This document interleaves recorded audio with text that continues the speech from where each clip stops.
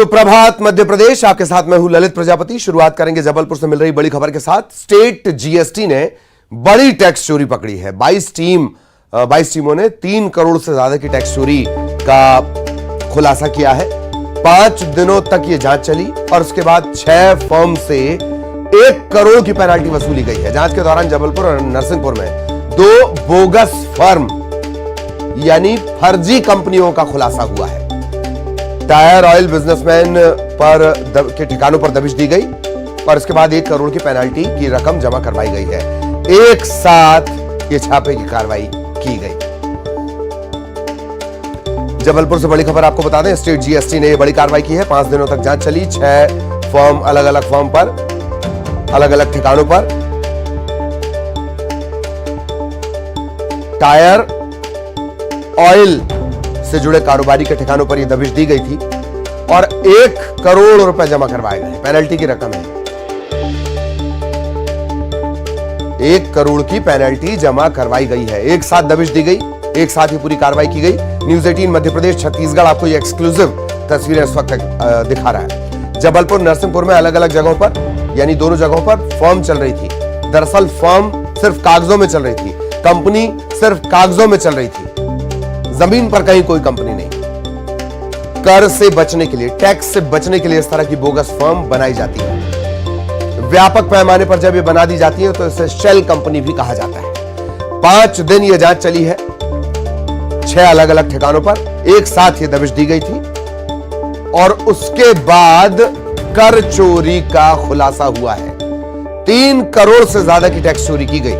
1 करोड़ की पेनाल्टी जमा करवाई गई है।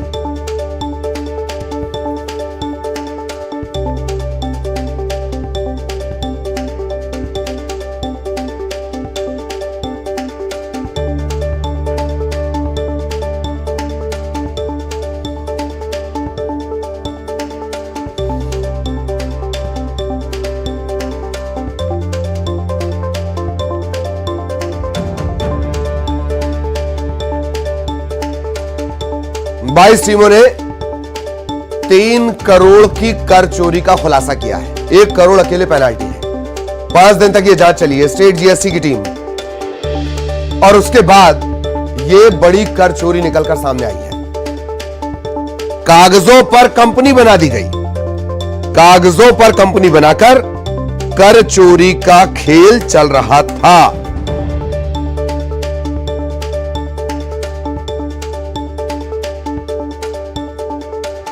अभी भी यह कार्रवाई चल रही है। स्टेट जीएसटी की टीम है।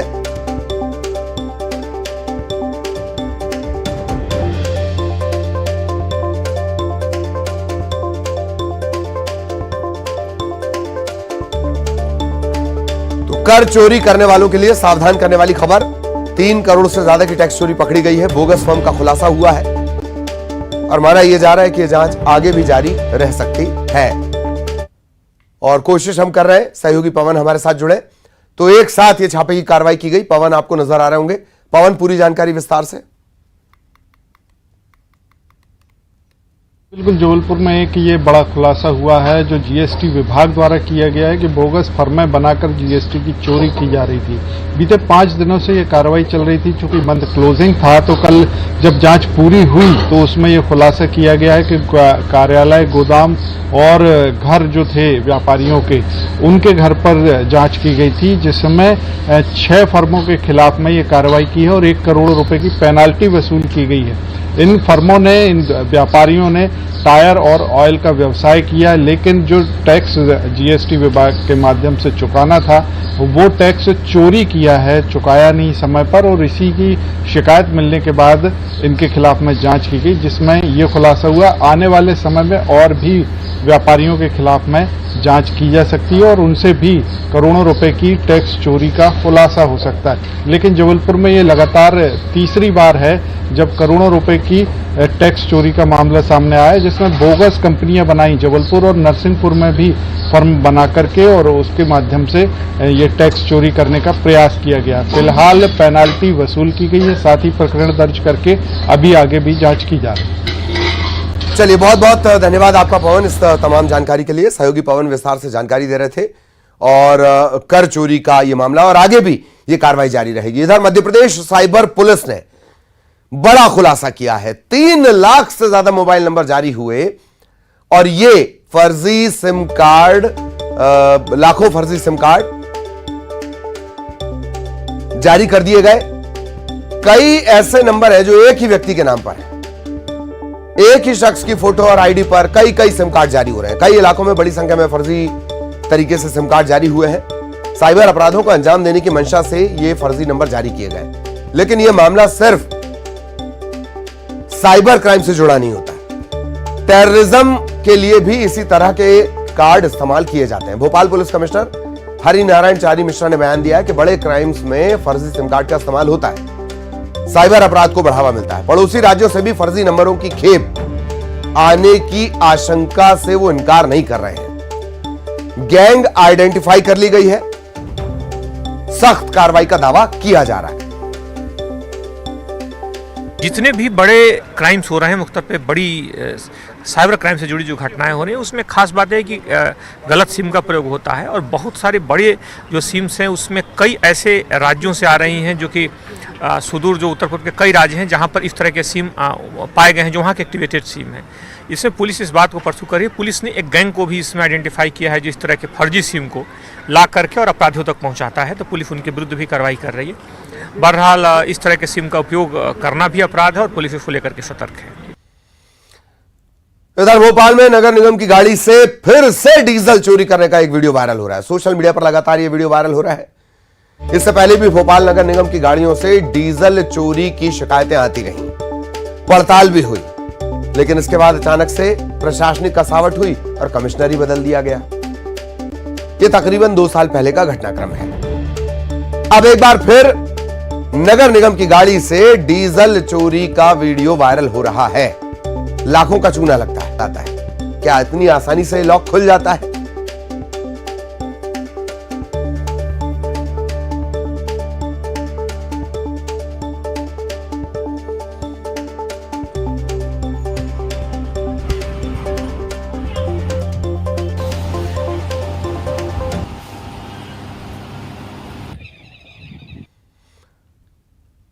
खबर दमोह के पथरिया से, जहां शव वाहन न मिलने के चलते युवक का शव परिजन घाट पर लाद कर ले गए।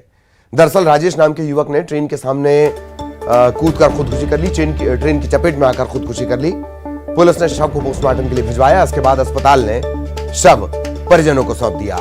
परिजनों ने शव को ले जाने के लिए अस्पताल से शव वाहन की मांग की, नहीं मिला। इसके बाद घाट पर रखकर शव को अंतिम संस्कार के लिए लेकर घर तक पहुंचे।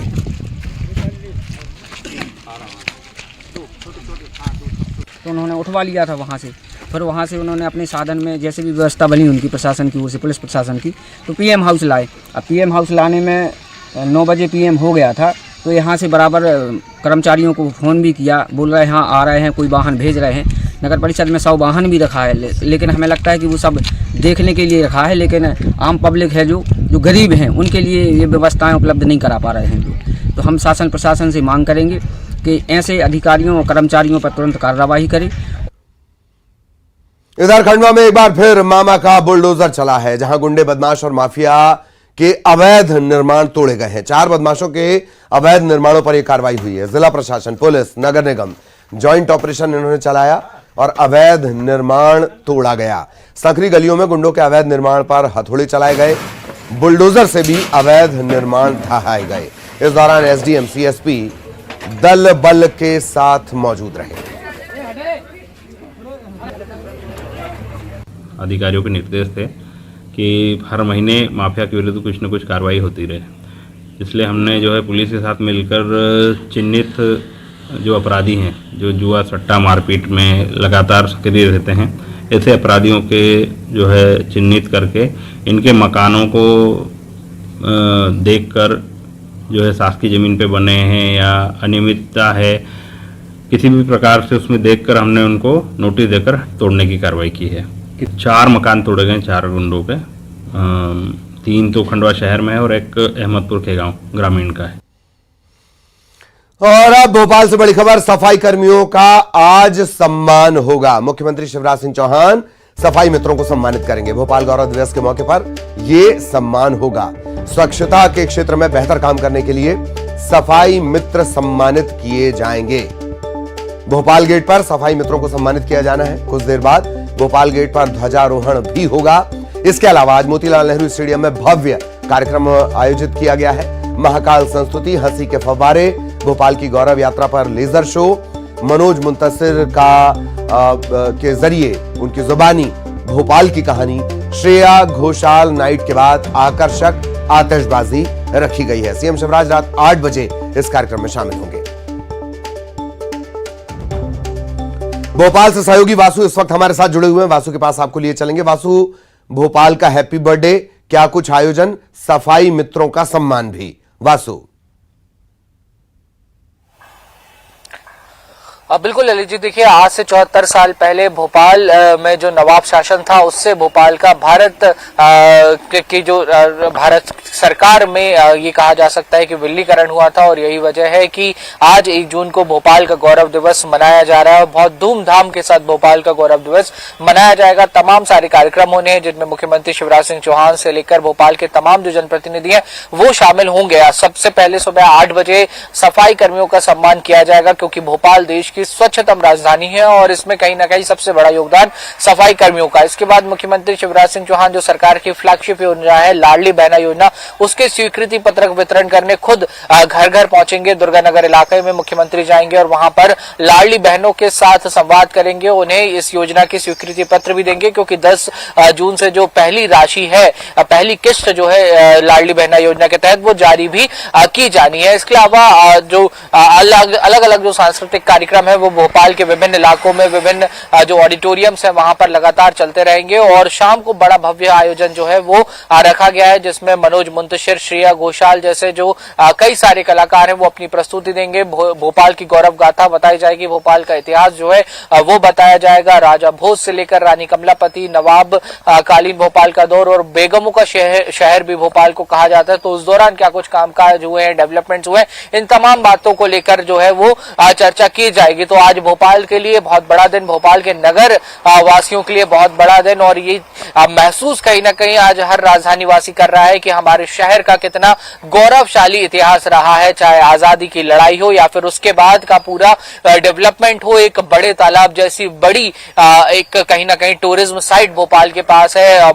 कई सारे ऐसे इंफ्रास्ट्रक्चर्स हैं जो लोगों के लिए आकर्षण का केंद्र बने रहते हैं और चारों तरफ से भोपाल जिस खूबसूरती के साथ घिरा हुआ है ये अपने आप में कहीं ना कहीं गर्व और गौरव करने का विषय है और यही वजह है कि आज बहुत धूमधाम से भोपाल का गौरव दिवस मनाया जाएगा। जी ललित। चलिए, बहुत बहुत धन्यवाद वासु आपका इस तमाम जानकारी के लिए। सहयोगी वासु विस्तार से बता रहे थे। आज भोपाल का हैप्पी बर्थडे है और भव्य आयोजन, भव्यतम आयोजन ये किया जाएगा। खरगोन से बड़ी खबर, महेश्वर में भव्य शोभा यात्रा निकली है देवी अहिल्या की। देवी अहिल्या जयंती पर भव्य शोभा यात्रा निकाली गई। धनगर भारुड़ समाज की अगुवाई में यह शोभा यात्रा निकली है। हजारों लोग शामिल हुए, जगह जगह भव्य स्वागत हुआ। मां देवी अहिल्या के जय घोष से पूरा महेश्वर गूंज उठा।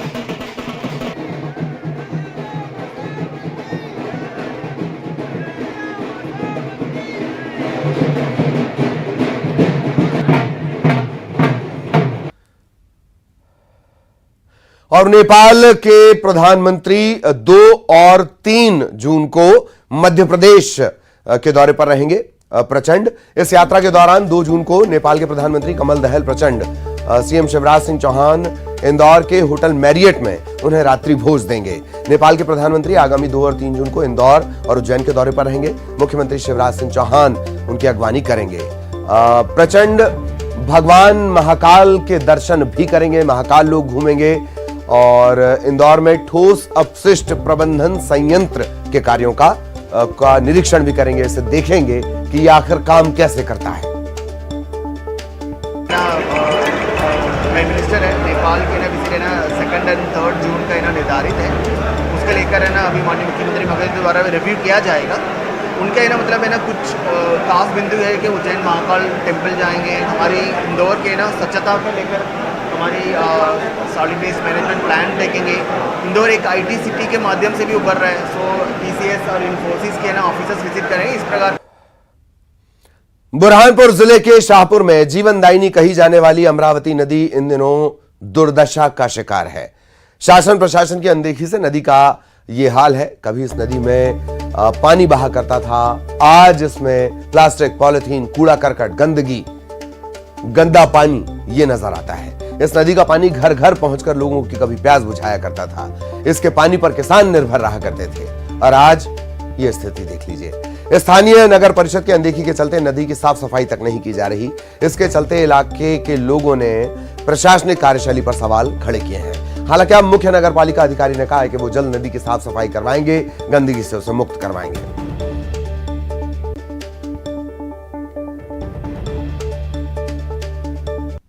मेरा ये कहना है कि यहाँ पर जो नदी का जो आप दृश्य देख रहे हैं, इतनी पॉलीथीन की उसकी पतर बन गई है पूरी नदी में और पूरा कितनी गंदी हो गई है और सरकार इसके ऊपर कोई ध्यान नहीं देती। यहाँ का प्रशासन जो है वो किसी प्रकार का ध्यान नहीं देता है। यहाँ तक कि ये नदी पहले बहुत साफ सुथरी होती थी, लेकिन आज इसमें पॉलीथीन वगैरह, घास, ये वो गंदगी बहुत हो चुकी है।